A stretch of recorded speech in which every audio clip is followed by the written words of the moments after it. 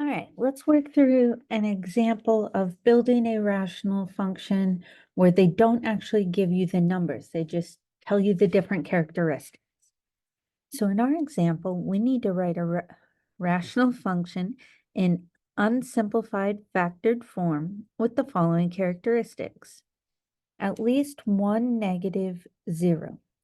Remember that a 0 is an x-intercept, is a root, is a solution. That's going to go in the top,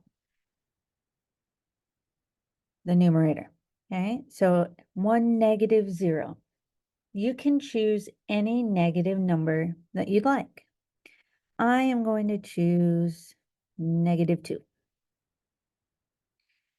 So if I have a 0 of x equal to negative 2, that means I am going to have a factor of x plus 2 in the top. Okay, so I have x equal to negative 2 is my 0, which is negative. Okay. Next, we have a whole. Holes show up in both top and bottom because they cancel out. And here I want a positive x value. You can choose any positive x value you want, not 0. So let's see. I want to do 5. Why not? Which means that I am going to have x minus 5 as my factor on top and bottom. But I'm going to keep my list going. X equal 5 is the whole. Not the coordinates of the whole, just the x value for the location. Okay, it says I need at least one vertical asymptote. Vertical asymptotes come from the bottom, the denominator, with a negative x-intercept. You may be thinking, wait, x-intercepts go in the top. But remember, our vertical asymptotes, if I'm drawing a little graph, our vertical asymptotes are dashed lines that go through our x-axis. So here would be the x-intercept on the right-hand side, x-intercept of the asymptote. And on the left-hand side, same thing.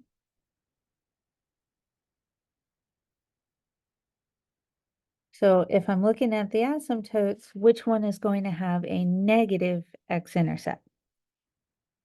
The one on the left. Negative, and the one on the right would be positive. If I were doing horizontal, my positive y values would be up top, and my negative y values would be down below. Something to think about. So let's see, we need at least one vertical asymptote with a negative x-intercept. So that's telling me a negative vertical asymptote. Not going to choose negative 2 because we've already done that one. Let's go with negative 3. Why not? So I'm going to say x equal negative 3 is going to be a vertical asymptote.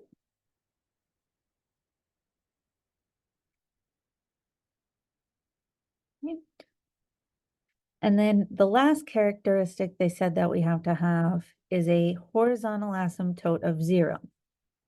That tells us that y equal to 0 is going to be our horizontal asymptote. And it also tells us something about the degrees. When we have y equals some number that's not 0, whether it's positive or if it's negative, that means that the degree of the top, the numerator, is the degree of the bottom, the denominator. But here we have y equal to 0, which means that we bottomed out, and then the bottom, the denominator, has the bigger degree. So the bottom is bigger when you bottom out. Let's go ahead and start building our function. I'm going to name mine f of x.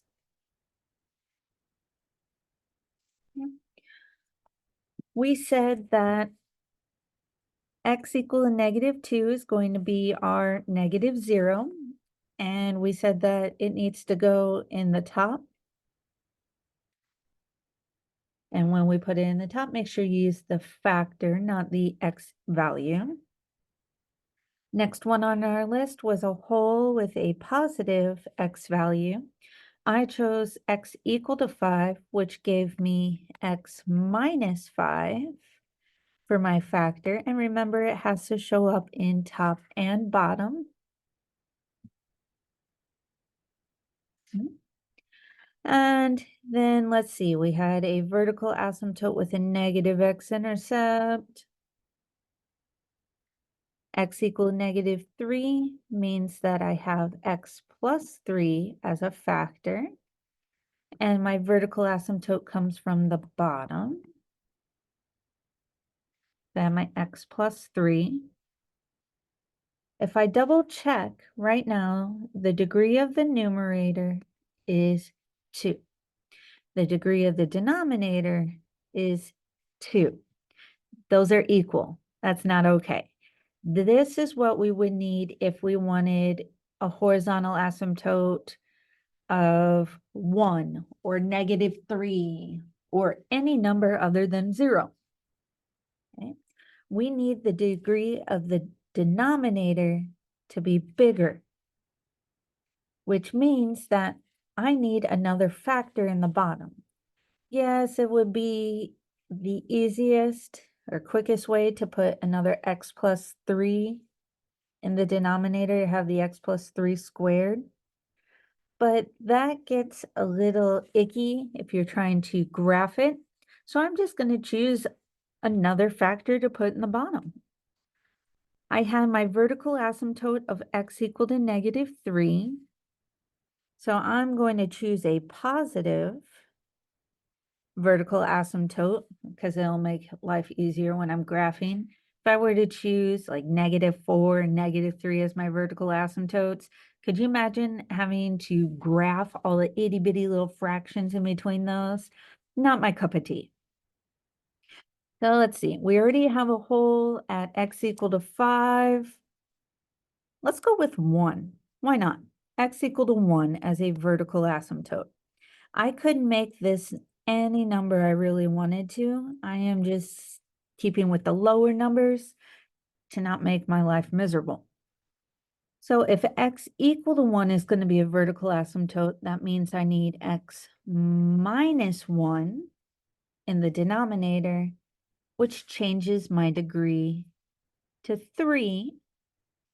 And that means that I finally have y equal to 0 as my horizontal asymptote.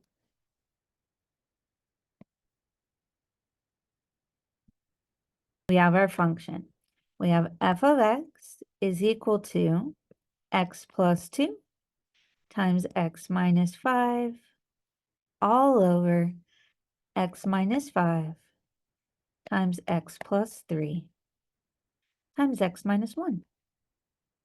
The degree of the numerator is 2, degree of the denominator is 3, which means that we have the horizontal asymptote we need. Keep in mind that this is written in unsimplified